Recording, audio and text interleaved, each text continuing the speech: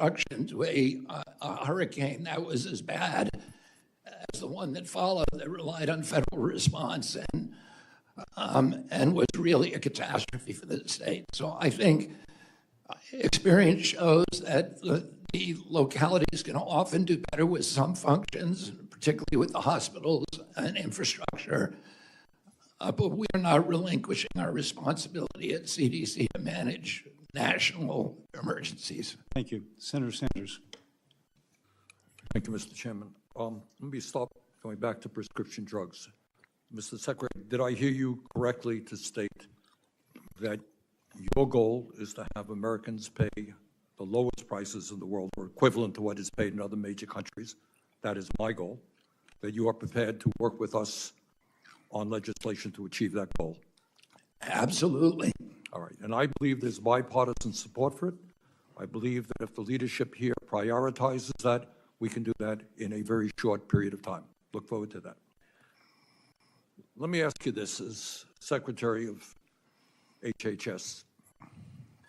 We have in America today some 85 million Americans who are uninsured or underinsured. We spend more per capita, as you've indicated, than any other country. Is healthcare a human right?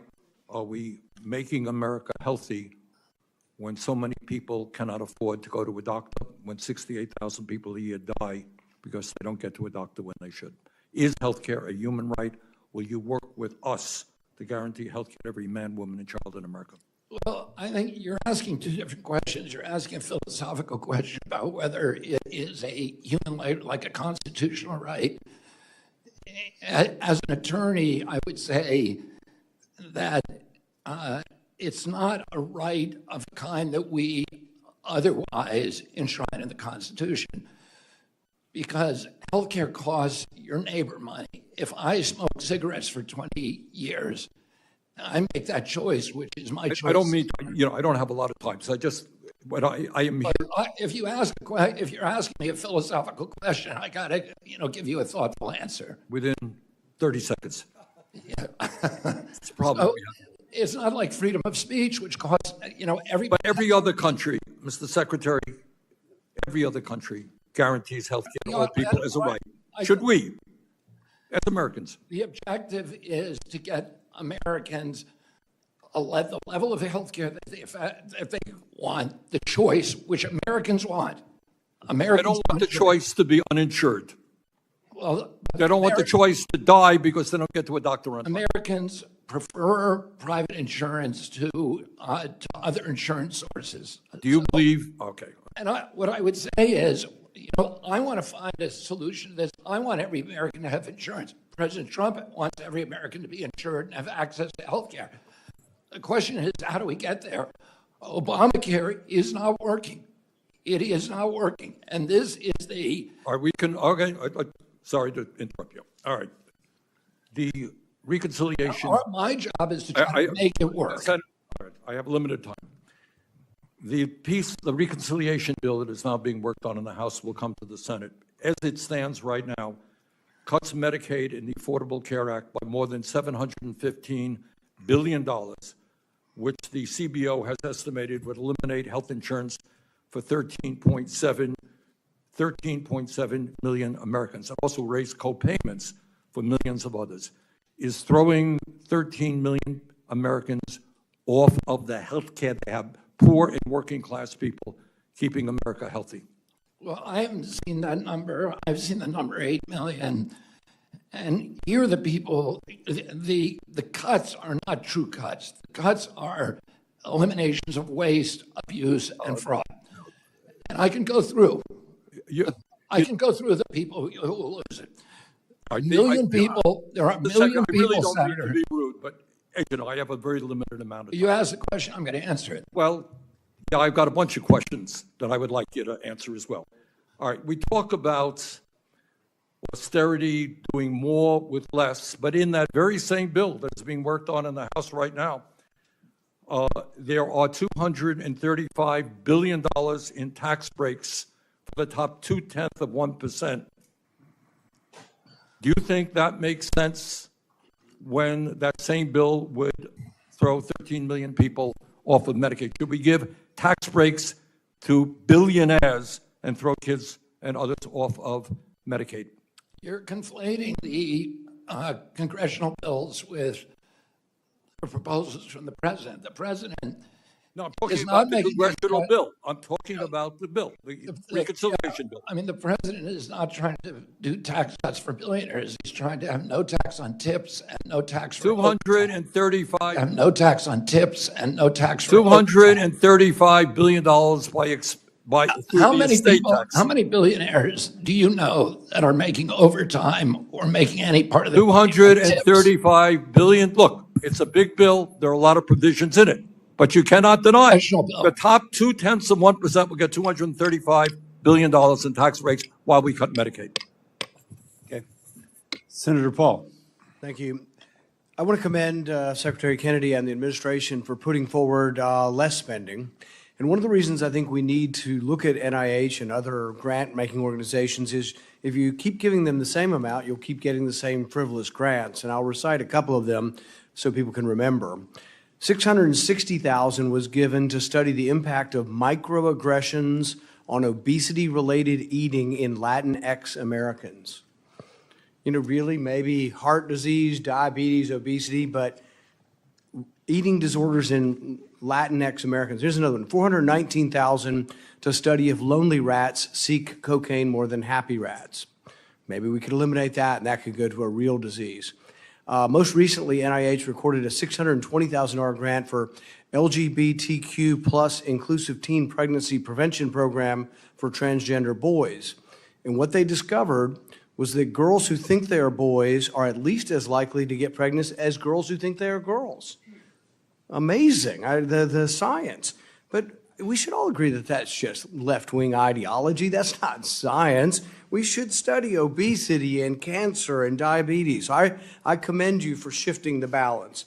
I have a specific question about closing down Fort Detrick recently.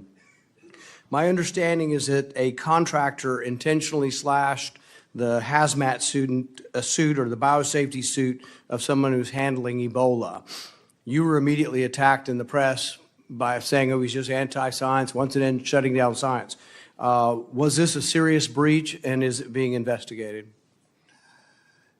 We brought in the FBI to, as you say, it appears like it was a deliberate criminal act to try to, that was a kind that is equivalent to attempted murder because the kind of microbe, the pathogens that they were handling have a very, very high case fatality rate, up to 50%.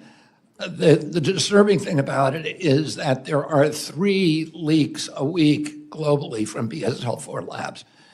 And any of those could be cataclysmic for humanity. And as a result, we not only closed Fort Detrick, and we brought the FBI in to investigate that, we also declared the end of gain-of-function studies that will allow those kind of leaks to continue. I commend you for that. I think ultimately legislation will be needed because the next administration could reverse it. I think there is bipartisan support for some controls on gain-of-function. As you shut down gain-of-function, though, you have to decide what it is, and then you have to look for it. So I would suggest that at both Fort Detrick and at the NBAC lab that's nearby, run by the DHS, that we look at experiments involving Ebola, avian flu, Marburg virus, to determine, one, whether they gain a function, but also just determine whether the experiments are wise. I am told in public records that they are doing experiments or have done experiments to aerosolize Ebola at the NBAC lab. That's the DHS lab nearby to Fort Detrick. My hope is that when you investigate whether to do gain of function or what is gain of function, what is being done, that you'll compile that and at least give us a report in Congress, and we're going to ask for it, but so there can be public scrutiny of these things. You will help to scrutinize it, but the whole public needs to know how dangerous some of these things are and whether we should be doing them. The idea of aerosolizing Ebola, I think, is or training Ebola to be aerosolized is incredibly dangerous, probably goes against the Biological Weapons Convention, and I'd like to hear a little bit about whether or not, as you investigate this, you plan on bringing information back to Congress or to the public. Yeah, we're going to be absolutely transparent. I have a trip planned to Fort Detrick with Christy Nome, who's the director of DHS, and with Jay Bhattacharya and other people in my agency who are experts on bioweapons, who are experts on gain-of-function research, and we are going to be absolutely transparent. We've also proposed a methodology for regulating and for determining what is dangerous gain-of-function and what is legitimate scientific investigation, and how to bring the public into that debate, which I think, as you point out, is absolutely critical. That is where we messed up last time. And as you know, we have some of the Democrats here who are, talking about the great science from NIH, but now we have a major agency, intelligence agency, the CIA, the FBI, the DOE, and the State Department have all agreed that NIH research almost certainly led to the pandemic, the COVID pandemic. So that's not the kind of the result that we should be allowing or enabling, and we're going to end that now. If possible, the trip to Fort Detrick and to NBAC, we'd like to be included or invited on that trip if possible. Absolutely. Thank you, Mr. Chairman. Mr. Secretary, one of my constituents, her name's Natalie Phelps. She's a mom of 2 from Bainbridge Island in Washington State. She has been fighting aggressive stage 4 colorectal cancer for nearly 5 years now. Her best hope now is a clinical trial she's participating in at the NIH Clinical Center. She flew out to NIH a few weeks ago for her first appointment, and her care team there wanted her to come back in 4 weeks to start treatment.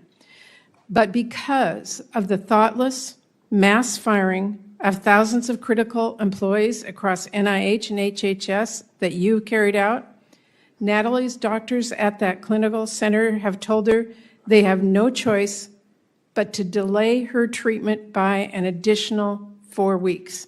Now, an extra 4 weeks may not sound like a long time, but I will tell you, for stage 4 cancer patients like Natalie, this could mean the difference between life and death.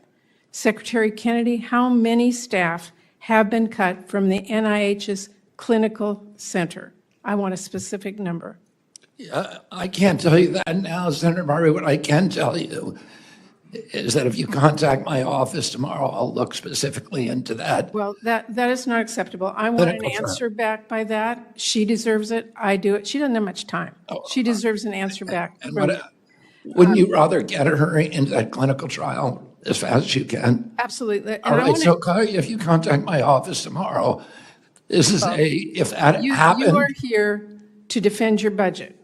I'm here to ask you questions about the impact of that. Well, you asked me about a specific case that I want to help with. I don't think anybody, but there are. I don't think that should happen to anybody. Okay, well, what have you, and I mean you personally, done to assess how those staff cuts are impacting patient care? She is one of many. What have you done to assess that? I provided the guidelines that said we shouldn't, that no clinical trials should be affected by the cuts. I have, Matt Mamoli. Mr. Secretary, I just have a short amount of time. They are impacting clinical trials. You asked me a question. Do you want me to answer it? I want to tell you, you need to know this. You're here to defend the NIH budget, which Senator, do you want me to answer your question? Well, I want You want me to answer your question, Senator? tell you that Natalie is sitting there waiting for treatment. I'm offering to help her, but you don't care. Mr. You don't Secretary, care about I Natalie. reclaim my I've time. offered to help Natalie. I am asking you a question, and it is critical. You are here to defend cutting NIH by half.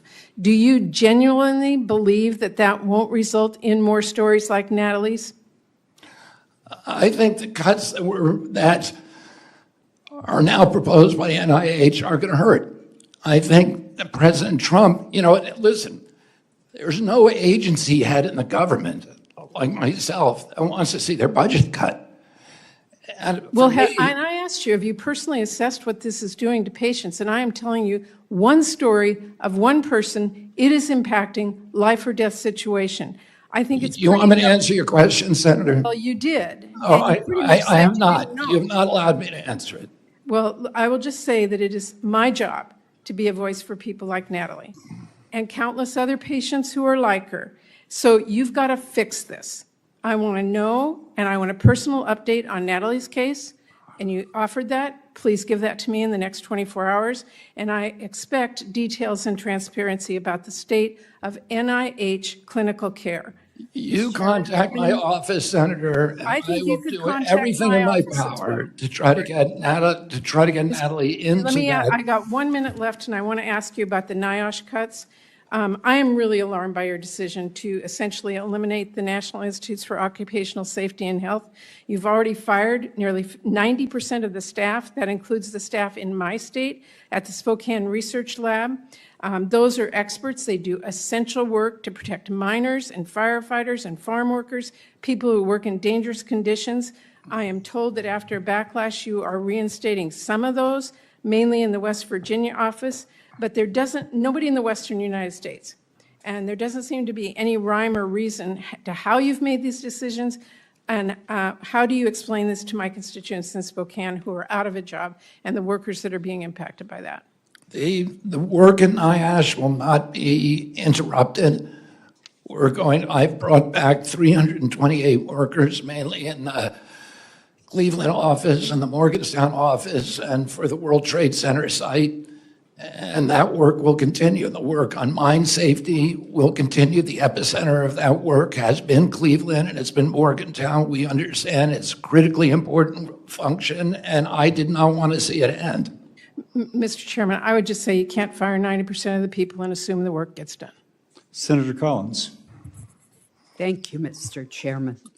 Mr. Secretary, nearly 7 million Americans are living with Alzheimer's disease, and caring for people with this devastating chronic disease costs us some $360 billion a year. I am the author of a law that's known as the BOLD Act. It takes a public health approach to Alzheimer's. It educates providers, promotes earlier diagnosis, it helps caregivers, and it also promotes lifestyle changes. I have worked very hard to make sure that HHS has the resources to carry out this law, which was just recently extended. I'm concerned that the reductions in force of approximately 10,000 staff across HHS will completely undermine this act. And this act, in many ways, is very consistent with your approach of looking at public health issues for chronic diseases. For example, the Healthy Aging Branch administers the BOLD Act for Alzheimer's. It has lost all of its staff. So how can you ensure that the CDC continues to implement the BOLD Act and the Alzheimer's programs under it when all of the staff responsible for that administration have either been placed on administrative leave or let go? I don't know enough about that program, but I know that under that division has been folded into the Agency for Healthy America. And a lot of the reports that whole divisions have been liquidated were just wrong. They were divisions that were being reassigned under the reorg. Now, I'm under a constraint here because at 4 o'clock yesterday afternoon, we were told that a federal judge granted a TRO in our case on the reorg. And my attorneys have asked me not to talk about any details of the reorg today. But on that budget line, I will work with you. I'm committed. Alzheimer's is run in my family. As you know my cousin Maria Shriver, who's deeply involved in it. The NIH had a very, very checkered history on studying Alzheimer's because of the amyloid plaque scandal. And we have an opportunity now to do really good science and find a cure very quickly, and also find out, equally importantly, why so many people are getting Alzheimer's in this generation. I want to make that happen. I want to work with you, Senator, to make sure that that happens and that those programs continue. Thank you. I chaired recently the first Appropriations Committee hearing of the year, and we focused on biomedical research and how important it is that America not lose its global edge in innovation that's producing life-saving and life-enhancing discoveries. As among the many issues that we covered, as you might expect, the hearing explored the 15% arbitrary one-size-fits-all percent cap that NIH has imposed on indirect but still research-related costs for its grants. What we heard is that this cap will mean less basic research, fewer clinical trials, and that it will also cause our scientists and researchers to leave the United States and go to other countries. I believe strongly that this proposed cap is poorly thought out, that it's harmful, and I know that it violates current law because since 2018, we've included in the appropriations bill specific language that prevents NIH from imposing such a cap. So I know the system needs to be looked at, but are you reviewing how NIH's approach of this one-size-fits-all 15% cap on indirect costs would affect laboratories, whether they're private nonprofit labs or whether they're in universities, as far as doing crucial biomedical research? Yeah, Senator, we are, and you and I have talked about this issue.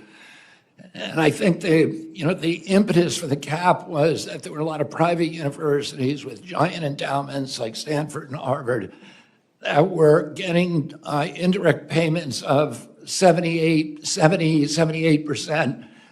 What that means, if you get $1 million grant, NIH then has to pay you an extra $780,000 for administrative costs, and a lot of those costs weren't even going to anything to do with science. They were going to, the university budget. And in order to curb that abuse, we adopted a 15%, which is the industry standard. That's what the Gates Foundation or any other foundation would pay. But I understand the University of Maine, University of Alabama, many other universities, state universities, were not abusing it. We lost about $9 billion a year in those kind of costs. And so we have a plan for how to address issues like what's happening at the University of Maine. I'm being gavelled out, so I will talk to you privately about that. Thank you. Senator Ball. Thank you, Mr. Chairman.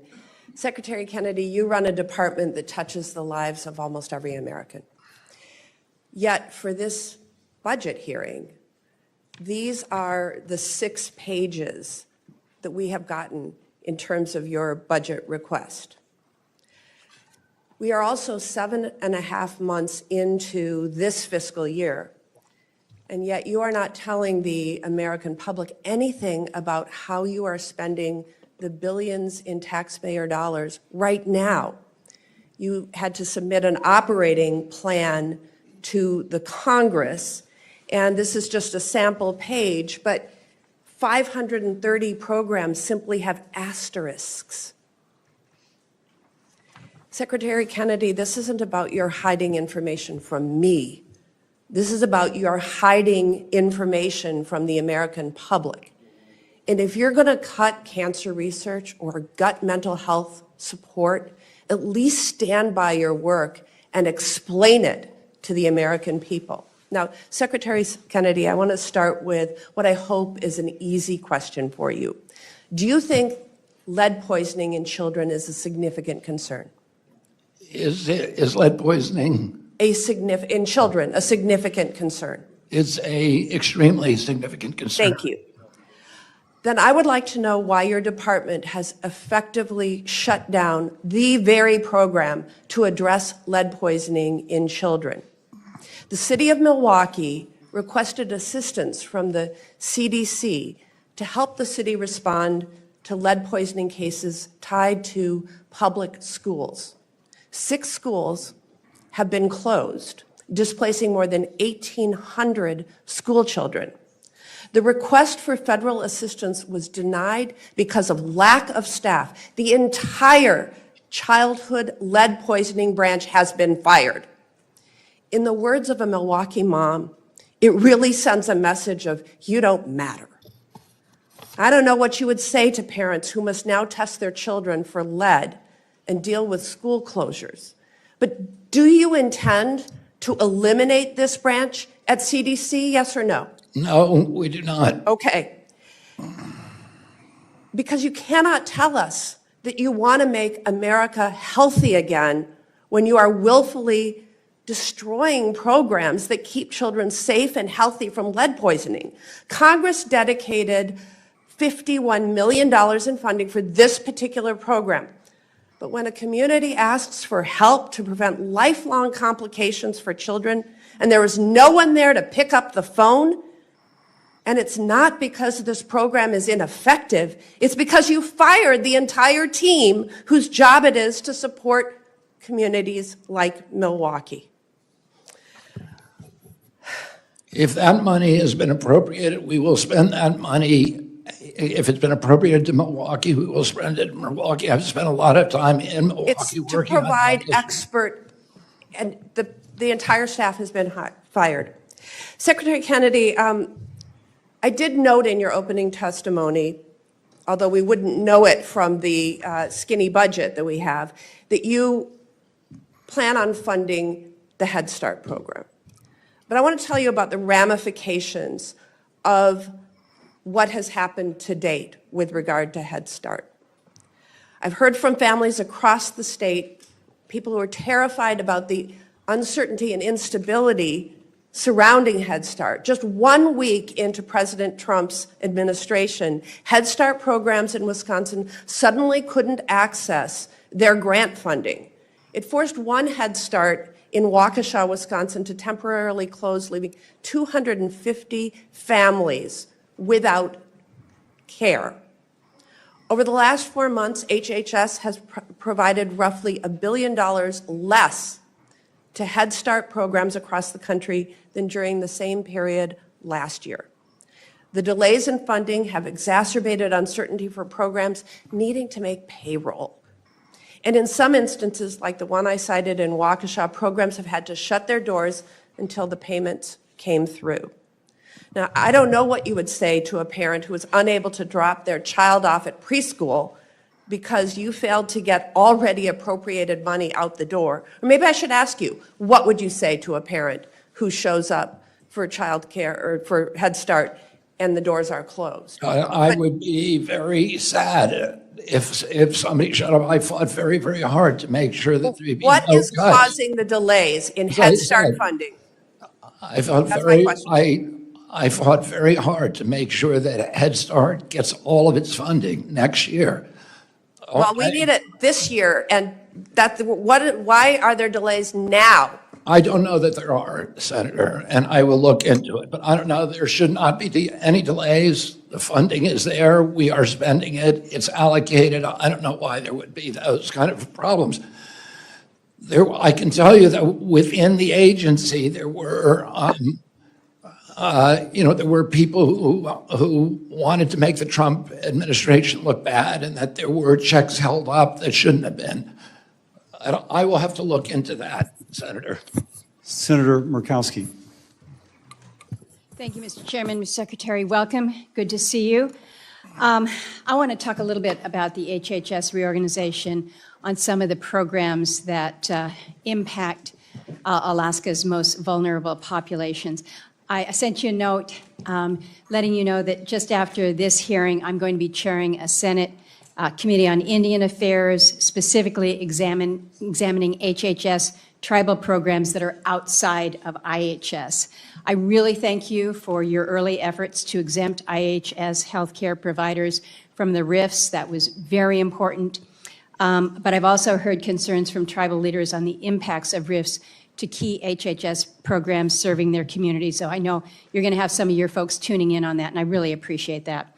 But some of the other reductions that we're looking at within your budget do have significant consequences to a state like mine. One is the LIHEAP program, the Low Income Energy Assistance. For us, it's not a budget line item. You've been to Alaska, you know that the temperatures there can get really, really tough.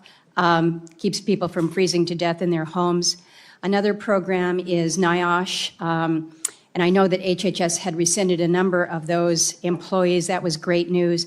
But the employees that received RIF notices for the program were not rescinded in the NIOSH Center for Marine Safety and Health Studies. So this is a big deal for our commercial fishing safety. It could effectively leave our fishing fleet out of compliance with Coast Guard safety regs. So we're watching that very, very carefully. And then again, shared focus here on making sure that our children are as healthy as they possibly can be. So I want to look to ways that we can strengthen and not eliminate the Head Start program. But I wanted to ask you. You're talking about the NIOSH program. NIOSH, yeah.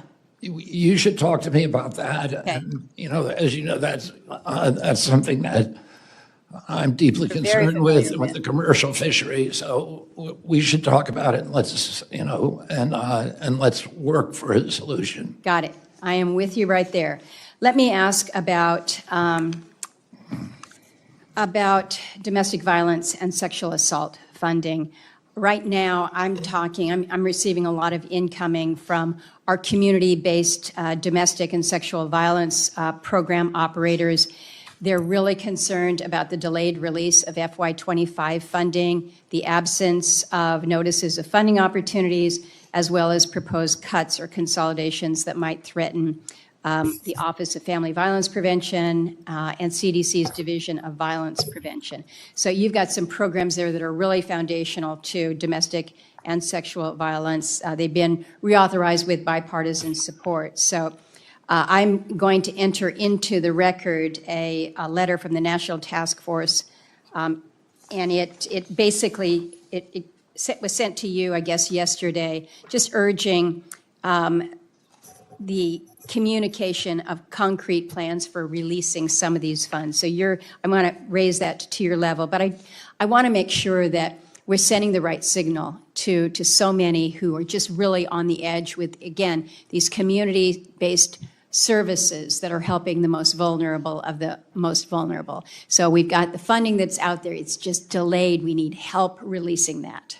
Yeah, my understanding is that the domestic violence funding was not cut. So I don't know. I mean, I have to go back and check, but I specifically asked about that program last night. Was told that there was no cuts, that President Trump is committed to it, and so I don't know why people would be experiencing even delays. And it may be that it is with the RIFs, you don't have people that are processing these things. So again, I want to get this to the top of your screen. Last question for you. I mentioned LIHEAP. The budget proposal, the skinny budget proposes to eliminate LIHEAP, and the proposal says that it's unnecessary because states have policies preventing utility disconnection for low-income households, effectively making LIHEAP a pass-through benefiting utilities in the Northeast. Further, LIHEAP rewards states like New York and California, two of the top recipients for LIHEAP funding, which have implemented anti-consumer policies. I'm just telling you, we're not in the Northeast. We're not in that bucket. We're cold. There are other places that are hot. LIHEAP is a lifesaver. I did see your statement from yesterday saying that OMB was thinking that President Trump's energy policy is going to reduce costs dramatically.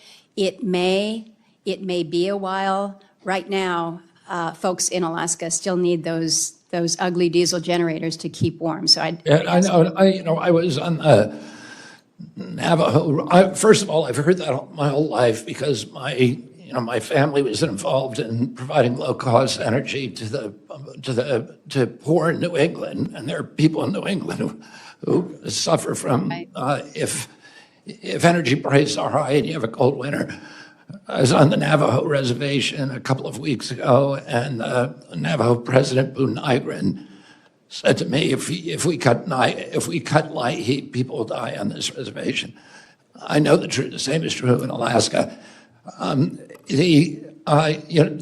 presumption behind the budget cuts were that the energy prices were going to drop dramatically, in which case these payments would just become a subsidy to the oil industry. If that doesn't happen, I would expect Congress would then still appropriate the money, and I will spend it. I've already spent $400 million between January and now on this program, and we've made sure to get it out to all the families that needed it. So I think you're going to find a lot of support on this committee for that. Senator Murphy. Thank you very much, Madam Chair. Secretary Kennedy, I want to talk to you about your relationship with this committee and this Congress. I want to talk to you about the statements that you made to the chairman of this committee and to members of this committee during your confirmation hearing about vaccines. You didn't tell the truth. I find that to be really dangerous for our relationship. If I were the chairman who believes in vaccines and voted for you because he believed what you said about supporting vaccines, my head would be exploding. In the hearing, you told us, quote, I will not work to impound, divert, or otherwise reduce any funding appropriated by Congress for the purpose of vaccination programs. That's not the truth. You've done exactly. Let me finish my question. I didn't hear what you said. I'm just asking you to repeat it so I can understand your question. During the hearing, I'll repeat it. During the hearing, you said to this committee and to the Finance Committee, I will not work to impound, divert, or otherwise reduce funding appropriated by Congress for the purpose of vaccination programs. That is not what happened. You've done the opposite. You canceled $12 billion in grants to the states, including my state, that are used to administer and track vaccines. You promised Chairman Cassidy. When did I do that? Madam Chair, would you allow me to finish my question? Keep going with your question. When did I do that? Let me finish my question. Accusation. Just tell me when I did it so I can understand what the question is. You have canceled $12 billion in public health grants to states, whether you know this or not. That funding is used by the states in part to be able to administer and dispense information about vaccines. Mr. Secretary, let me give you the full panoply of accusations, the things you said before this committee that didn't turn out to be true. You also promised Chairman Cassidy that the FDA would not change vaccine standards from, quote, historical norms. But what happened as soon as you were sworn in? You announced new standards for vaccine approvals that you proudly referred to in your own press release as a radical departure from current practice. And experts say that that departure will delay approvals. You also said, specific to the measles vaccine, that you support the measles vaccine. But you have consistently been undermining the measles vaccine. You told the public that the vaccine wanes very quickly. You went on the Dr. Phil show and said that the measles vaccine was never fully tested for safety. You said there's fetal debris in the measles vaccine. And this morning— All true. This morning in front of— Do you want me to lie to the public? That's not— none of that is— Of course it's true. Of course it's true, Senator. You're Senator begging your product. You do not know what you're talking about. Submit for the record. Let's have a little bit of order so that you can get Madam your Chair, question I'm and we speaking. can get I didn't this ask. I didn't ask for a response yet. I understand I'd like that. to lay out the predicate of my question before I'm interrupted by the witness. He should Go have some ahead. respect for this committee. Go ahead. Just this morning in front of the House of Representatives, you also said that you, in fact, would not recommend that kids get vaccinated for measles. You said you would just lay out the pros and cons. Okay, so this is the summation of everything that you have said to compromise people's faith in the measles vaccine in particular is contrary to what you said before this committee. You said you support the measles vaccine, but then you have laid out a set of facts that are contested, and I will submit information for the record from experts who contest what you've said about the vaccine, and the result is to undermine faith in the vaccine. It's kind of like saying, listen, I think you should swim in that lake, but, you know, the lake is probably toxic, and there's probably a ton of snakes and alligators in that lake, but I think you should swim in it. Nobody's going to swim in that lake if that's what you say. And so I want you to acknowledge that when you say you support the measles vaccine and then go out and repeatedly undermine the vaccine with information that is contested by public health experts, that is not supporting the vaccine. And so I guess I have two simple questions for you.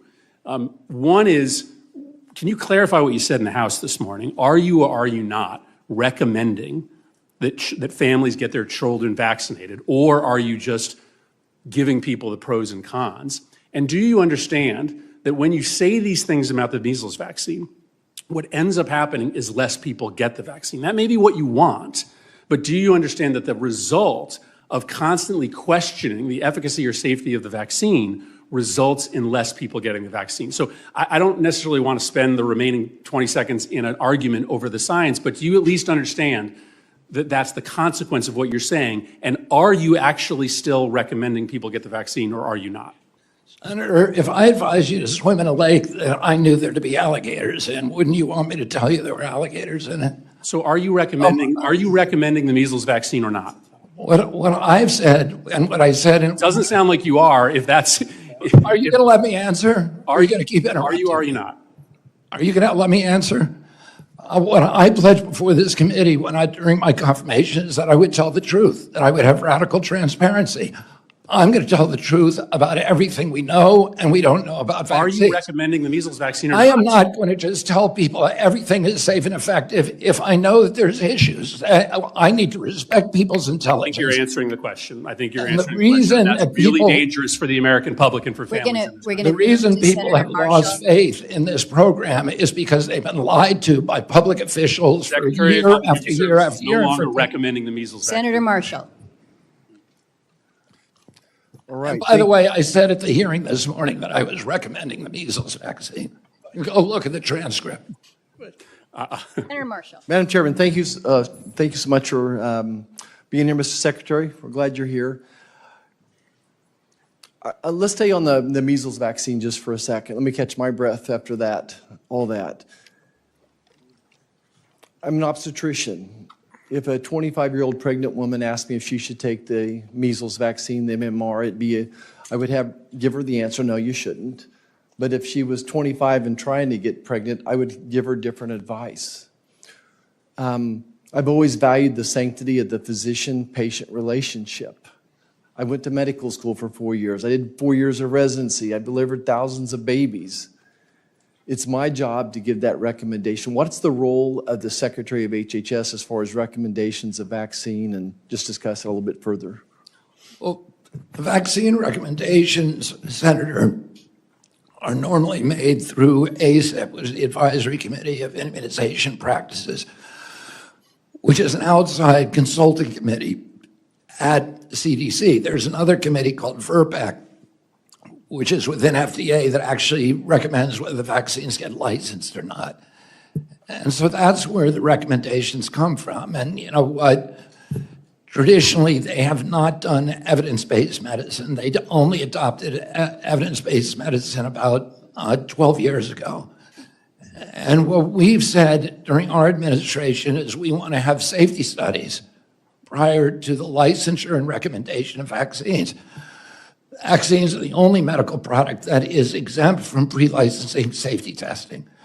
So the only vaccine that has been tested in a full-blown placebo trial against an inert placebo was the COVID vaccine. The other 76 shots that children in this country receive between birth and 18 years old, none of them have been safety tested in pre-licensing studies against a placebo, which means we don't understand the risk profile for those products, and that's something that I intend to remedy.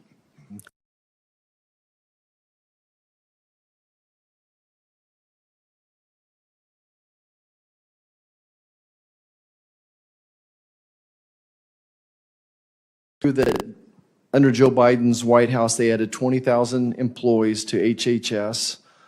When you were nominated, there was 28 divisions with HHS. 100 communication offices, 40 IT departments, 9 HR units as well. Can you answer that question? Yes, that's right.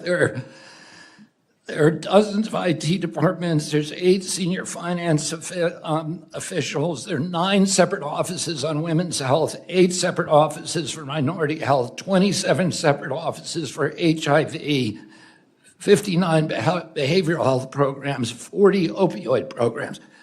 What we're trying to do is consolidate, streamline, eliminate the redundancies, eliminate all those administrative costs for each one of those little departments, consolidate them, and make them make sense and make them accountable to the American people. And I suppose all those IT systems communicate with each other. You all are on one IT There's system. 40, as you pointed out, there's 40 procurement departments with 4 separate computer systems that don't talk to each other. So, and as you pointed out, my department grew by 38% over the last 4 years. I would say that's great if Americans got healthier, but they didn't. They got worse.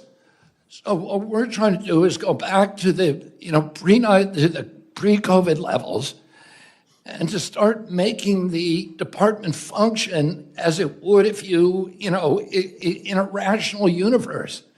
And to bring in, modern AI and telemedicine and all the opportunities we have now, these new efficiencies and for medical delivery to the American people and for patient care. And we're not able to take advantage of any of them because there's so much chaos and disorganization in this department, and everybody who's gone up against it in the past has thrown their hands up and given up. Yeah. What we're saying is let's organize it in a way that I can quickly adopt and deploy all these opportunities we have to really deliver high-quality health care to the American people. If I could, this was going to be a question, I'm just going to make a statement. All the research that we do on MAHA, on soil health, on nutrition, in my heart, that's research on cancer. It's research on Alzheimer's. At the end of the day as well, and we should be spending as much money at the front side of this as we are trying to cure the end of it. We're seeing epidemics of colorectal cancer, young age Alzheimer's, all these things, and I think the research at the front end is every bit as important at the hind end. And Senator Murphy made a good point. The NIH has made all these extraordinary breakthroughs, and particularly in treating cancer and, reducing mortalities for colorectal cancer. But my question is, isn't it as important to find out why kids are getting colorectal cancer? When you and I were kids, there were 0 kids with colorectal cancer. It's epidemic now. So it's not really a badge for us when we say, we can make it less lethal. Why don't we go figure out what's causing it and eliminate that exposure? With all of these, with Alzheimer's, with heart disease, there's something is making Americans very, very sick. And our response should not be just, okay, we'll develop a pharmaceutical fix for it or a medical fix. Let's figure out what it is and get rid of it so we can have healthy kids again. Thank you. Senator Kane. Thank you, Mr. Kennedy. I want to ask you some questions about staff reduction and kind of the timing of it. You were confirmed by the Senate on February 13th, so I'm sort of assuming that things happened before you were confirmed were other people's work. On January 28th, the fork in the road letter came out to people across the federal employment space, widely attributed to OPM and Elon Musk and Doge. But that was before you were confirmed, so you had nothing to do with the fork in the road letter, correct? Correct. Okay. You were confirmed on February 13.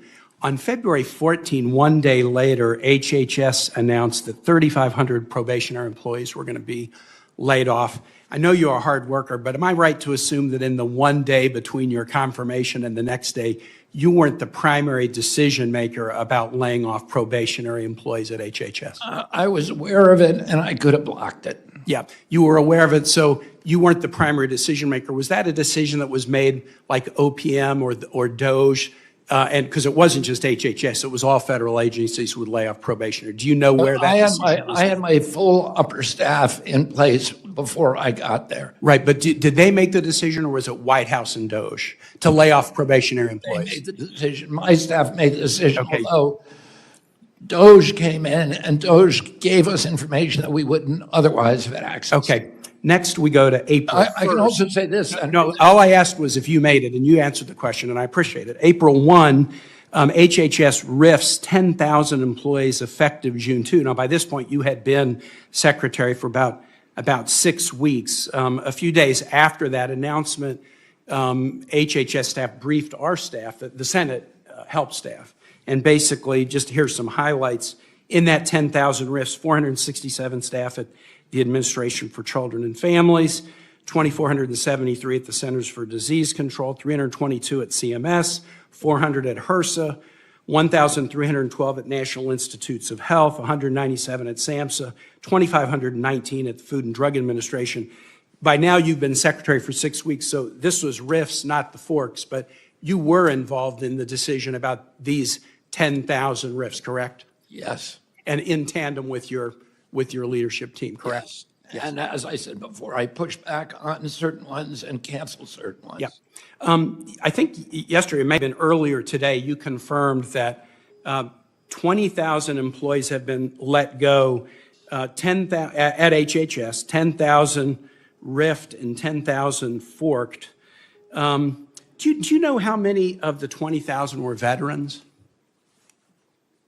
No, I do not. That is a fact that's very easy to determine from someone's personnel file. So I'm going to ask that question for the record. We are finding across the government that veterans are disproportionately being let go, A, because they're a higher percentage of the federal workforce, and B, they're a dramatically higher percentage of probationary employees because they leave military service after 10 or 25 years, and then they're probationary new employees when they join the civilian service. So I want to find the answer to that question. Where does the rubber meet the road on 20,000 RIFs and layoffs and forks? In people not getting cancer trials, and I appreciate your willingness to help Senator Murray's constituent, in state grants being canceled, in Virginia losing $425 million in funding to the Virginia Department of Health. But here's a small example. All of our offices do casework. All of them do casework. And we get requests from constituents all the time. CMS is the largest agency in the federal government. Its budget is nearly twice the size of the Pentagon. And people who depend on Medicaid, Medicare, and the SCHIP program really depend on it. And it's the most consistent in the top 3 or 4 in terms of constituent requests to my office. Answer this question about Medicare or Medicaid or the SCHIP program. In every administration I've served with, Obama, Trump 1, Biden, I get answers to questions on behalf of constituents. I may not get them as fast as I like, and sometimes I like the answer and sometimes I don't. But let me show you what CMS is now doing to answer constituent questions. I've omitted the name of the constituent, and I've omitted the name of my staffer. This was very recent. A hardworking retiree, patriotic tax-paying American who's on Medicare wrote to ask CMS a very simple question about Medicare. Couldn't get an answer. Asked us to reach out. We reached out to the Medicare Part C and D Congressional Liaison Office. And here was their answer to our basic question. Unfortunately, there is not an update to provide. With the recent change of administration, we are unable to provide any information related on matters related to Mr. X's request. Congressional casework team. I mean, if you're just an everyday, hardworking American retiree on Medicare, and you have a basic question about it, you ought to be able to get an answer. And I'm just going to say, I've shared this with my colleagues, and many of us are having the same experience where our constituents can't get a basic question answered. I wonder if 20,000 fewer employees is connected to this. I yield back, Mr. Chair. Senator Husted. Thank you, Mr. Chairman. Secretary Kennedy, thank you for being with us today. Appreciate the work that you have done in trying to raise awareness about making America healthy again, particularly as it relates to our dietary consumption, how food can be medicine, food can make us sick.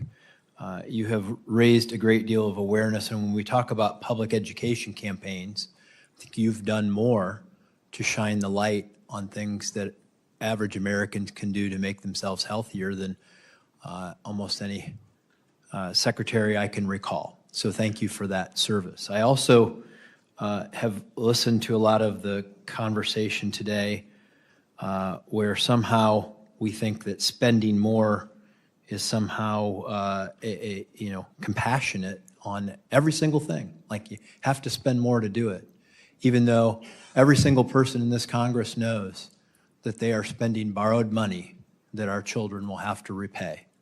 $106,000, their share of the national debt when you're a child born into this nation right now. And everything that you can do to create savings and improve the quality of services that American taxpayers get from your agency, I commend you on it. I encourage you to do so. I want to give you the opportunity to share a couple points that you might want to share about how some of the work that you're doing in this budget is going to help people become healthier, generate some better outcomes for them, and savings that you think can be created that would not harm somebody's health, but actually preserve the fiscal future of this nation so that those children can grow up and have access to the American dream that we all had access to when we were born in this nation. So just share your thoughts. And I appreciate you raising that about the debt issue, because the point I was making earlier was that, there's no agency head that wants to reduce the size of their agency. I'd rather have as much money and power as I can possibly have. I recognize that President Trump and the OMB director have a larger duty and a larger vision, which is we're spending $2 trillion a year that we don't have, and we're building our children. And that is a moral deficiency. Senator Sanders asked me about the morality of universal health, and there's a good moral argument for that, but there's also a moral argument. And when, we're spending $1 trillion a year just to service that debt, within 5 years, half of every dollar collected in taxes is going to go to servicing the debt. And within 10 years, it could be 100%. And then our kids are doomed. And that is the debt is a social determinant of health. We are trying to reverse that, and we're doing it in a way that's not just throwing more money at the problem. We're revising the GRAS standards. 20 years the Democrats have said, we need to revise the GRAS standards. I've done it in 100 days. We're getting rid of 9 petroleum-based synthetic dyes in our food. 20 years the Democrats have been saying, we want to do this, and I've done that in 100 days. We're rewriting the dietary guidelines. The dietary guidelines that President Biden gave us, 453 pages long, and it's just an industry-generated document, the same industry impulse that put Fruit Loops at the top of the food pyramid. We are creating a 4-page document that can be locally sourced so that will drive the school lunch program. We've called on and inspired governors and legislatures across the country to ask for exemptions to the SNAP program to get soda and candy off of SNAP. Is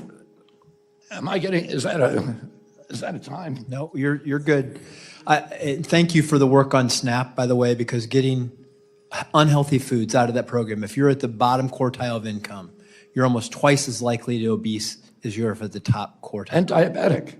And it's costing people their productivity, their quality of life. It's costing the American taxpayer more money through Medicare, Medicaid, and other health services that we provide. And I just would say, we talked about kids. I want to give you a moment to just share a thought. In 2022, we had a shortage of infant formula. There's a look at children now about what they should have in that infant formula. You're doing that with the Operation Store. Yeah, exactly. Tell us a little bit about that, and just if you have a moment. Well, I'll just say, Mr. Chairman, thank you for doing that. How about that? There we go. But the Secretary made the statement that no vaccines except for COVID have been evaluated against placebo. For the record, that's not true. Rotavirus, measles, and HPV vaccines have been, and some vaccines are tested against previous versions. So just for the record, to set that straight. Next, Senator Hessen. Oh, thank you, Mr. Chair, and Secretary Kennedy, thank you for being here. I'd like to start by talking about the current measles outbreak, which I know is a concern for all of us here today. 2 children in Texas have tragically died from measles this year, the first children to die from measles in our country in more than 20 years. Measles is almost completely preventable with the measles vaccine. As you know, it's critical that families hear directly and clearly from healthcare leaders about how they can best protect their children. So, Mr. Secretary, I'd like to give you an opportunity to say clearly here today to any parents who are watching that the best way to protect their children from measles is to vaccinate them. Yeah, I've said that the best way to stop the spread of measles is through vaccination. But I would say this. We have handled this measles outbreak. We get a measles outbreak every year. We've handled this measles outbreak better than any other nation. What I was interested in, I'm just, you can say, what I asked you to do was to say straight to the camera, as you did on social media, that it is your position that the best way for parents to prevent their kids from getting measles is to vaccinate them. And that is your statement And today. I said Is that that too. correct? All right. Well, that is great. Thank you. Now, you lead the nation's health department, so let me ask you a couple of questions. Do you think HHS should employ anyone who has endangered the health of children? No. You hired David Geyer to lead autism research at HHS, an individual who fraudulently posed as a doctor and gave dangerous medications and medical tests to children with autism. According to the state of Maryland's investigation, David Geyer, who has no medical license or training, gave hormone blocker injections to children with autism who were as young as 8 years old, which the Maryland Board of Medicine said poses a substantial risk of harm. Secretary Kennedy, yes or no, will you fire David Geyer? First of all, what you're saying is not true. And we did not hire David Geyer to manage autism research at HHS. So what is his job? What is his job then? You just said some very defamatory things about a person who, by the way. So let me just be clear for the record. Those charges, Senator, I am going to correct the record on this. Let me tell you what the record says, and then I will hear from you. Last week, when Mr. O'Neill was here in his confirmation hearing, I submitted for the record the charge that the state of Maryland laid out. Now, if you'd like also for me to submit to the record with unanimous consent today, the findings of the state of Maryland, which fined him $10,000 for practicing medicine without a license. He does not have a medical license, and for providing and instructing and giving children hormone blockers. That is what the finding of the Maryland Department, the state of Maryland, its medical licensing board was. And I'll submit that for the record, I hope with unanimous consent. I'm assuming that you don't know what I'm about to tell you, or you wouldn't say something that was so dishonest. You may or may not know that David Geyer sued the American. I do know that. I do know that. That doesn't change the findings, nor does it change the experience of the parents who testified. That finding was reversed by a court, and he was awarded $5 million. That is not true. Now let me ask. So I just want confirmation. David Geyer is still at HHS. I wrote you a letter about this a month ago, and you have not responded. Well, I apologize for that. That's our bad, and I will respond. But David Geyer is not managing autism research. So what is his job? What is his job at HHS? This is somebody who gave parents the impression that he was a doctor and gave hormone blockers to children as young as 8, telling them that hormone blockers would somehow magically help their kids with autism. His father His father is a doctor, but he is not. And his father was not in the room and did not, and he faked his father's signature according to the State Board of Medicine. And that ruling was overturned by a court. So what you're saying is just wrong. It's just a lie. And they were actually, the court said that the Maryland Board of Physicians was guilty of actual malice in fabricating those charges against David Geyer. Well, we will pursue this. And I will submit for the record. So do you want to know why we brought David Geyer in? Sure. Because it wasn't to run autism research. In 2002, the CDC runs a vaccine safety data link, which is supposed to be the vaccine information for the biggest HMOs that are supposed to allow CDC to have a surveillance system for vaccine injury. It's a backstop system. The CDC will not let any physicians in there to look at it or any scientists, independent scientists. He's neither a scientist nor a physician. Right. Congress ordered CDC to open it to the Geyers. So they are the only scientists who have ever been in there. But again, Mr. Geyer is not a scientist. Thank you. Independent scientists. Okay, Senator Hessen's time's expired, but before we move on, did you have a unanimous consent request that I heard in there, Senator?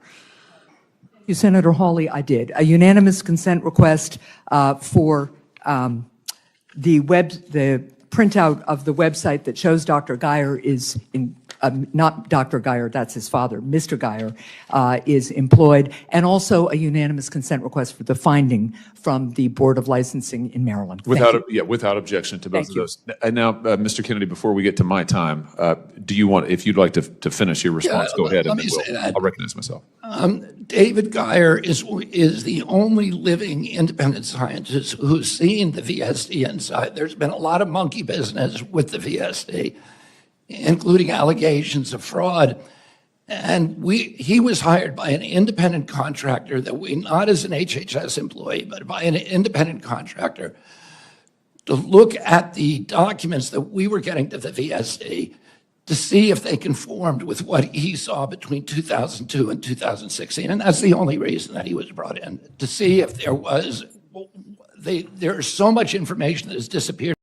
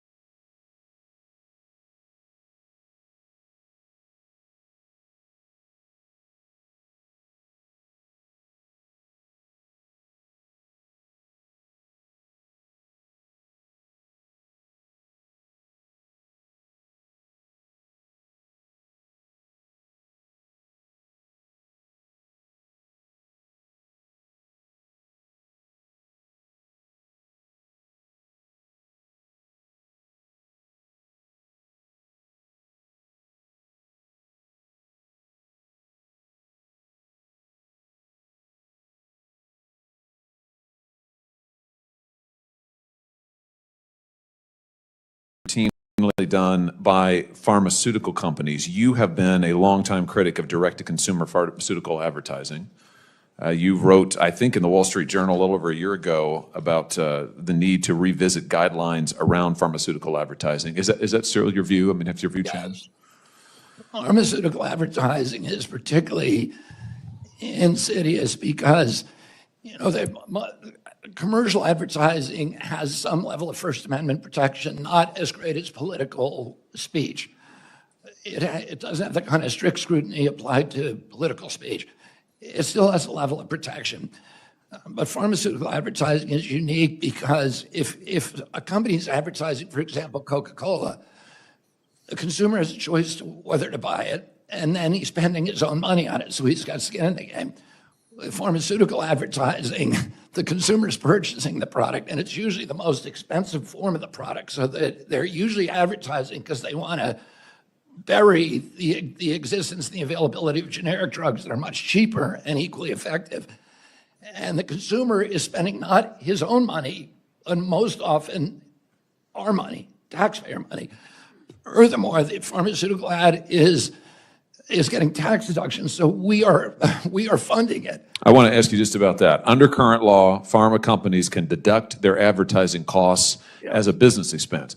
Do you think it's time to change that? Yeah, and I've actually have a call into Scott Besant about that, but I'm working very hard on this issue, and we expect to come out with a policy within the next few weeks. Well, let me propose that we work together. Today, I'm introducing legislation to repeal the tax deductibility of these advertisements. It is a bipartisan bill with Senator Shaheen on the other side of the aisle here. It is a bicameral bill with both the Democrat and Republican sponsors in the House of Representatives. And my view is it's time to get rid of these tax breaks for these companies and to end this practice. Can you support that? 100% support it. Fantastic. I look forward to working with you on that. All right. Let the record reflect I'm giving up Senator Hickenlooper 15 seconds. I assume Senator Sanders will also support that. Absolutely, and I'll go further. The idea you want This is coming out of your time now, All right. John. The answer is yes. All right, Senator Hickenlooper. Senator Sanders can finish your thought, please. We are I think, along with New Zealand, the only countries on earth that allow for pharmaceutical advertising. I think it's time we ended that. Yeah. Thank you, Mr. Chair. And thank you, Mr. Secretary, for taking the time and for your willingness to come into the public sector. I'm not going to try and play gotcha. But it is an opportunity to spend a little bit of philosophical time. And I guess one question is, do you think our country spends too much on scientific research? No. Okay. And so, obviously, you know the NIH is the largest, in terms of biomedical research, there's the Howard Hughes Institute, but the 70% of the world. Exactly, 70% of the world. And I guess when you look at the level of cuts that we're facing over there, and I recognize that a lot of these cuts are imposed upon you. So, but there's a gap in basic fundamental research that's going to have to be filled somehow. And have you got any ideas of how we can do that, given the scale, the dimension of the loss that we're facing? Well, first of all, my job is to support the president on this and to support OMB. But, the reality is that, as I've said, no agency head wants to see cuts to his agency. And I love scientific research, so I want to do as much as possible. But I think because of we are very, very aggressively implementing AI, and I think we're going to do it faster and better than anybody else in government, any other agency. We brought very, very high quality caliber people from Silicon Valley. I get that, and that will accelerate and help us do more. That's probably it. We can shorten clinical trials. We can get rid of animal trials, which we're already doing. I'm in support of all that. We talked about that for years. And we can do, and we can now digitalize. Research I'm talking about is not that so much as the fundamental scientific, basic science research. Like bench science or epidemiological studies or whatever. And I think we can do a lot of that stuff quicker. I'll take as much money as you give me and I'll spend it well. Well, I just want to make sure to urge you to be a fighter for more of that research, because there's a questioning of science right now within many in the White House, not everyone, but many in the White House, that really needs to be pushed back. And Senator Hawley, I'll sign on to that bill as well. Second question I've got, we have a lot of issues around wildfires in Colorado right now, and this is back to the NIOSH, the National Institute of Occupational Safety Health. That you mentioned that they kept them in Cleveland and I think somewhere in Pennsylvania. Pretty much everyone's laid off in Colorado. In Morgantown, yeah. Yeah, everyone's laid off in Colorado, and that the question really, and I think a couple have been ordered to be reinstated, but all the West is dealing with these, I mean, thousands, tens of thousands, probably hundreds of thousands of people out fighting fires. These are people risking their lives, walking away from their families every day. And the basic research that needs to be done, I don't think the replacements are going to be, in many cases, they're new onto the job. They're not going to be sufficient to address and really make sure the specific health needs of these workers, these outdoor workers, are addressed. So the question is, how can you make sure that folks in Colorado, like firefighters, are able to do their jobs safely? I think a lot of the cuts that we're implementing now are painful cuts, and that they're cuts that are going to be difficult. But I think the president's position is that we're spending $2 trillion that we don't have, that we are taking from our children. And we've got to protect their rights to prosperity, to enrichment, to dignity, to choice. And, so. I've heard that argument, and I appreciate it. And I'm a voice of frugality, at least in my office, and try to push it around the Senate where it's allowed. But we're looking at budgets that's going to increase the deficit by who knows how much, $4 to $5 trillion, to take things like this that we know are successful, and not just for Colorado, but for almost every Western state essential, and you're saving such a small amount of money for something that's so important. I just hope that you can push back on that a little bit, and someone's got to take a stand for these things that are minor financial benefits, but significant losses to how we provide safety for workers and our citizens. I'm happy to work with you on that, Senator. Okay, great. I yield back to the chair. The committee will adjourn for 5 minutes, subject to the call of the chair.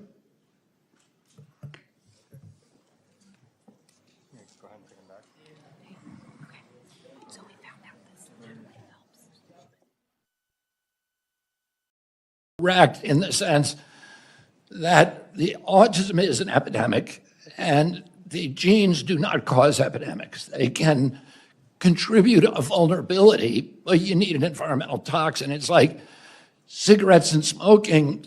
Smoking cigarettes was killing 1 out of every 5 of its customers, the tobacco industry. That meant 4 out of 5 were survived. So there's a genetic component to the ones who got lung cancer and died, and that is a genetic vulnerability, but you also need an environmental toxin. You cannot have a sudden epidemic without an environmental exposure. Have you halted or redirected funding away from any pre-existing autism research? I am told, and I haven't done this calculation myself, but I'm told that there was a 20-to-1 research ratio for genetic cause of autism over the past 20 years at NIH. And if you ask me, I believe that was because they did not want to look at the environmental exposures because they were scared of what they found. So I don't think we should be funding that genetic work anymore. I think we know a lot about the genes that provide vulnerabilities, high testosterone, low glutathione, the MTHFR gene, the genes that control methylation. All of these are involved, and we know that. And what we really need to do now is to identify the environmental toxins. I appreciate greatly your attention and effort on that. Secretary Kennedy, we're importing 1/3 of our medicines from China. It's a public health risk as well as a national security risk, and you and I discussed this in your confirmation hearing. I asked you at that point about reshoring medicine production from China during that hearing. I wonder if you could give us any updates on how that's happening. Yeah, I think there are very exciting things happening, and some of them is a direct result of President Trump's tariffs. And I've been working very closely with David Ricks of Eli Lilly. I think they've been the most aggressive of any of the pharmaceutical companies about answering President Trump's summons to onshore production. They have 9 facilities now that are breaking ground. And one of them, the API facility that they're breaking ground on, will be, I believe, the biggest API facility in the world. These are. Let me say a word about prescription drugs.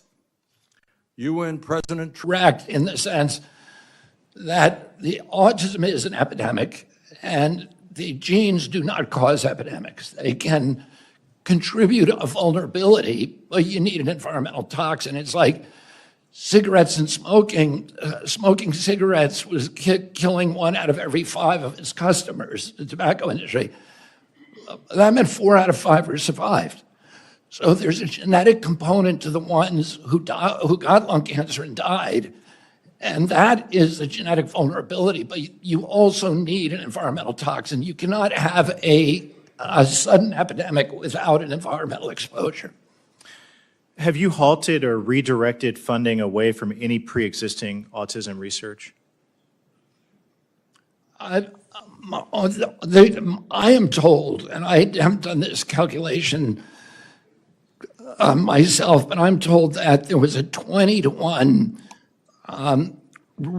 research ratio for genetic cause of autism over the past 20 years at NIH.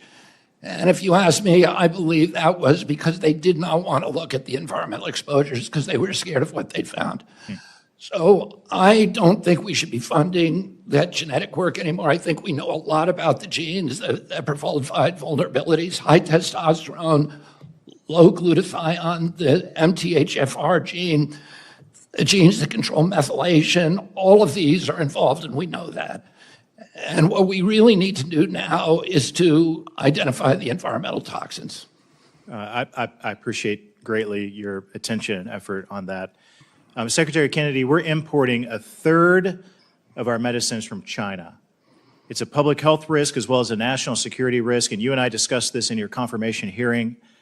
I asked you at that point about reshoring medicine production from China during that hearing. I wonder if you could give us any updates on how that's happening. Yeah, I think there are very exciting things happening, and some of them is a direct result of President Trump's tariffs. And I've been working very closely with David Ricks of Eli Lilly. I think they've been the most aggressive of any of the pharmaceutical companies about answering President Trump's summons to onshore production. They have 9 facilities now that are breaking ground. And one of them, the API facility that they're breaking ground on, will be, I believe, the biggest API facility in the world. These are ingredients, active pharmaceutical ingredients. China controls that market right now, and this single facility could give us back dominance of that market. So I'm very, very optimistic about what's happening, and I'm very grateful to Eli Lilly, which has not always been a big ally of mine. And I'm grateful, and we've been working very closely with the leadership of Eli Lilly to make sure they get what they need to onshore production, because we saw during COVID that for essential medicines, we cannot afford to have the ingredients offshored. Thank you for your leadership. I yield back. Senator Markey. Thank you. Mr. Secretary, all I've been hearing from you today is your defense of and advocacy for brutal cuts to Medicaid, brutal cuts to NIH research to find the cure for Alzheimer's and cancer and other diseases, brutal cuts to community health centers, brutal cuts to the CDC, the early warning system for diseases, and all to find the funding for tax cuts for billionaires and millionaires. That's all I've been hearing. And it is absolutely unbelievable that the Secretary of Health and Human Services can sit before the Health Committee and make such an argument. So, Secretary Kennedy, for months I've been hearing from people about the impact that you and Donald Trump have had on them, and for months I've been sharing their stories, and I've compiled them here. And Mr. Chairman, I'd like to include my Make America Sick agenda. Without objection. Included in the record. Thank you. This is a set of stories that are being told to me that I would like to relate to you. Jennifer, who's from Massachusetts, is a stage 4 cancer patient. There is no cure for her diagnosis. Her life depends on federal investment in research and for clinical trials to continue uninterrupted to find a cure for Jennifer with NIH funding. She's right to be worried. I heard from Henry in Rhode Island, who wants a continued funding for cancer research where he works. He's worried about getting fired because the lab's NIH grants under new leadership were cut. He wants to work on cancer research to find the cure for Jennifer. You've already terminated $1.8 billion in NIH funding, which for Jennifer should really stand for National Institutes of Hope. She's losing hope. You're defending a 40% cut, Mr. Secretary, in research for Alzheimer's, for cancer, for stroke, for diabetes, for mental health. They're being slowed, they're being slashed. And I understand streamlining, but this is not streamlining. It is a bludgeoning of our health future and a giveaway of our global scientific leadership, and it will be people like Jennifer who will pay the price. Lou from Massachusetts, he wrote to me about his son who died of an overdose. He said his son Zach was, quote, a loving and loved family member who had the illness of addiction. He wants research to cure this disease, funding for treatment without stigma, support for health workers serving people with addiction to prevent any other family member from suffering from the same fate. Can you honestly tell us that, or tell him, actually, that you can cut $1 billion from the Substance Abuse and Mental Health Administration, including funding for programs to teach first responders how to use naloxone, to help to guarantee that other parents not lose their children? Can you honestly tell me that the cuts you have already made to addiction treatment across the country will make anyone healthier? How can you justify a $1 billion cut to substance abuse and mental health, Mr. Secretary? Senator Markey, you weren't here when I was talking earlier, but one of the things that I've talked about is that the budget for my agency increased by 38% over the Biden administration, and Americans got sicker, and more Americans overdosed, and more Americans died.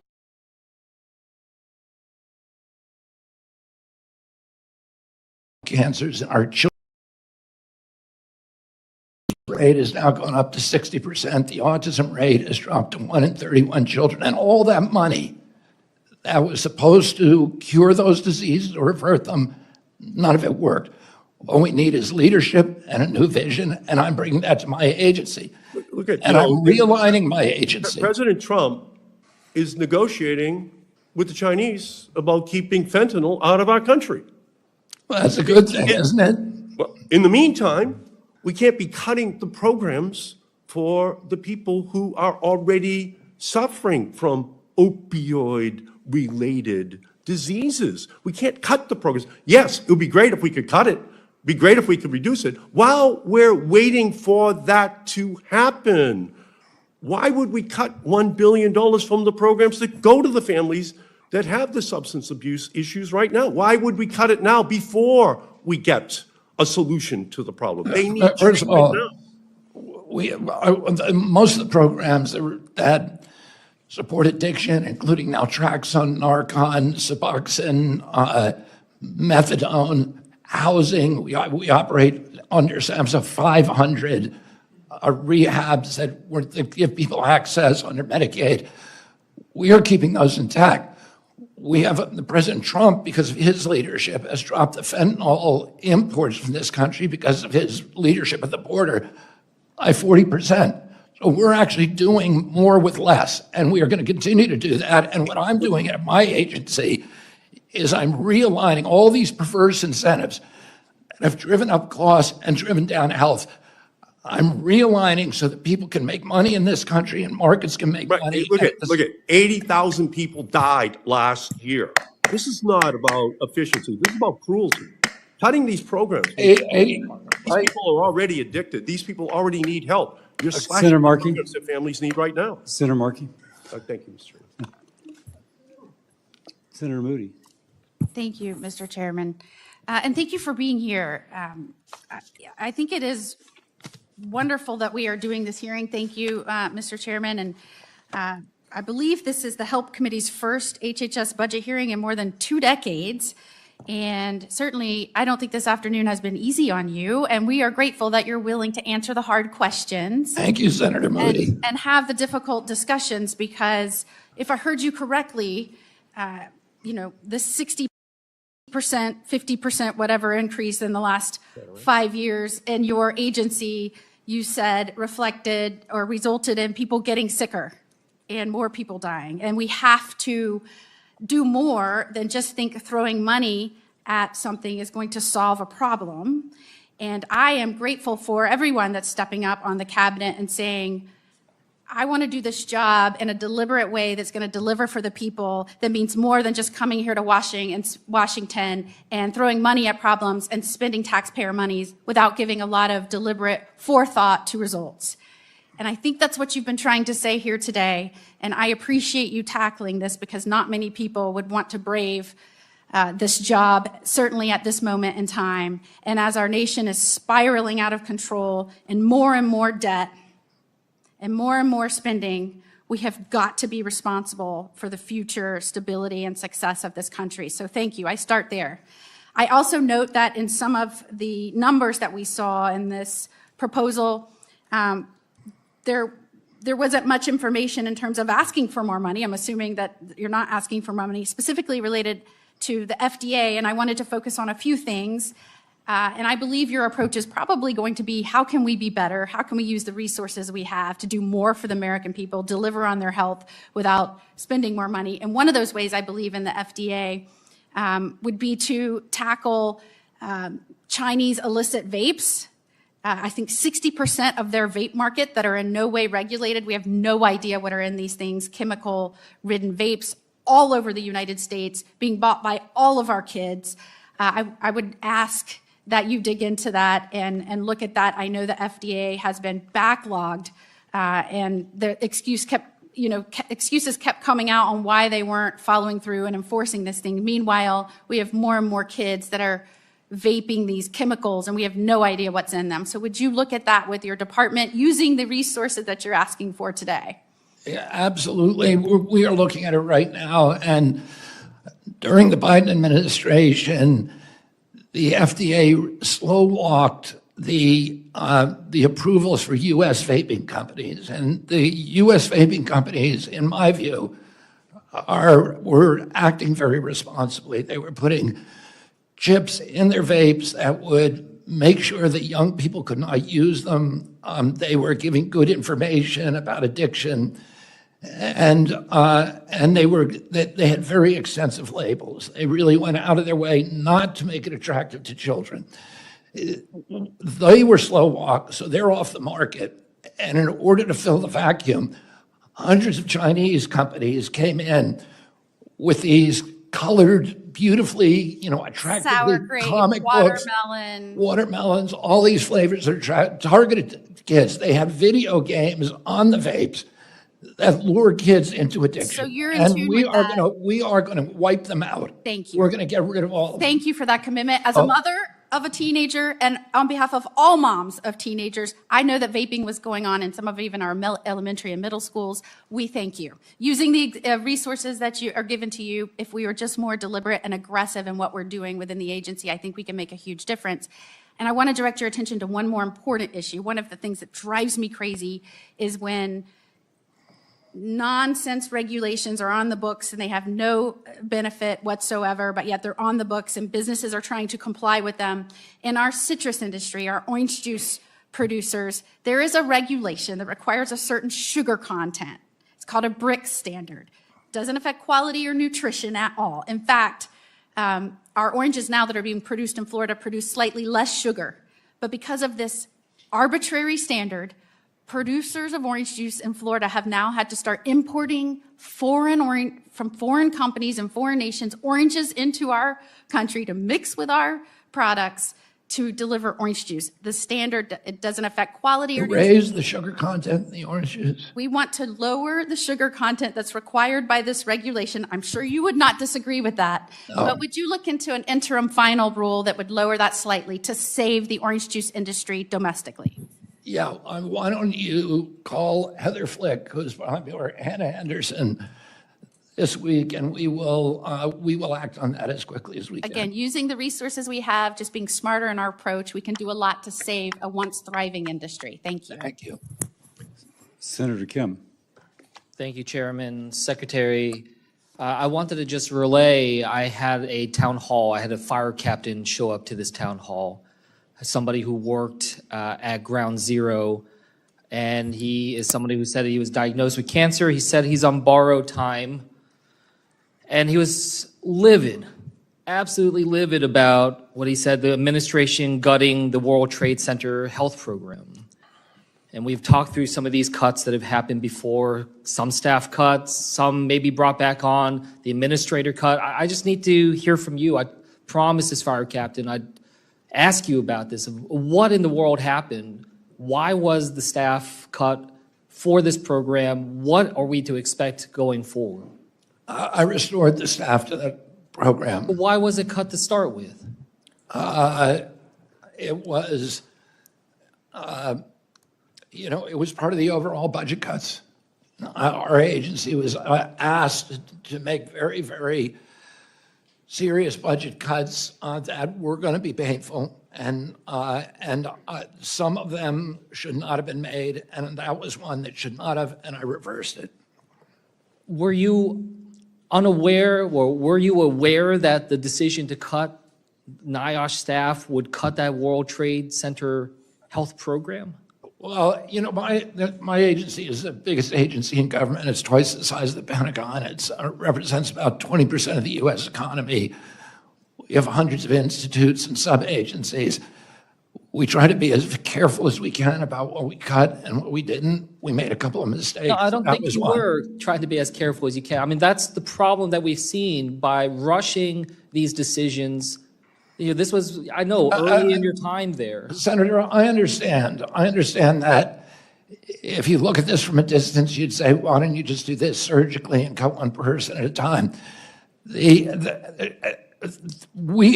agency has grown so big, so fast, and everybody who comes in says, I'm going to cut it down, and nobody's been able to do it. And there was an understanding that the longer that you wait, the more the inertia kicks in. And we had to act quickly so that we can do something for the American people that is lasting.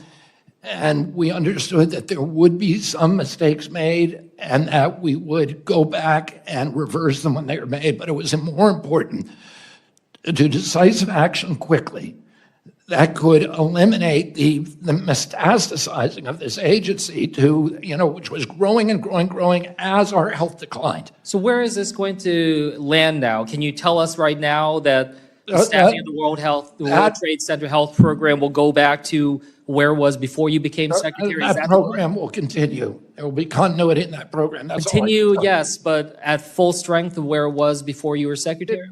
The program itself will continue. Well, look, the fire captain also raised this issue about the National Firefighter Cancer Registry, also something I promised him I'd ask you about. Why was that shut down? Cancer Registry, I don't know about that. You don't know about this? No. Okay, well, look, what I'll just tell you is... I'm happy to work with you on it, though. There's a National Firefighter Cancer Registry, and this is something that's part of NIOSH. And because of the cuts, when I go to the website as I am right now, it says the information on this page is not currently being updated and access to tool is limited. Firefighters can no longer enroll in the National Firefighter Registry for Cancer. So I just raise this because this is incredibly important, not just for those that were at ground zero, but just writ large across our nation to try to help our firefighters. So can you promise me that we will work together and try to get this back up and running as soon as possible? I will work with you on this issue, Senator. Yeah.